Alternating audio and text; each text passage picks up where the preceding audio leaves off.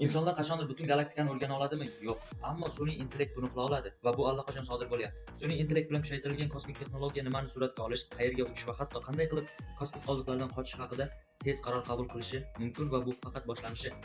Sun'iy intellekt yordamida biz eng yaqin yulduzimiz Proxima Centauri va ehtimoliy yashashga yaroqli ekzoplanet Proxima b ga yetishimiz mumkin. Oddiy raketalar bilan unga yetish uchun 80 ming yil vaqt ketadi, lekin olimlar yuzlab sun'iy intellekt bilan boshqariladigan lazer bilan harakatlanadigan qanotlarga ega uchuvchisiz havo kemasini jo'natish rejasini tuzgan va shunda ular 20 yildagina sayyoraga yetishadi. Yomon tomoni shuki, bu raketalar bilan aloqa qilish qiyin bo'ladi. Chunki yorug'lik borib qaytish sayohatini 8 yilga yetkazadi. Shuning uchun raketalar sun'iy intellekt yordamida mustaqil muvofiqlashtirishni bajarish kerak bo'ladi. Bir xil uyqu tizimi hayot belgilarini xabar berishi mumkin. Sun'iy intellekt nima qila olmaydi? Xo'p, u Marsga birinchi inson sifatida borib, Quyosh tizimimizni mustamlaka qila olmaydi. Oxir-oqibat biz o'zimiz borishimiz kerak.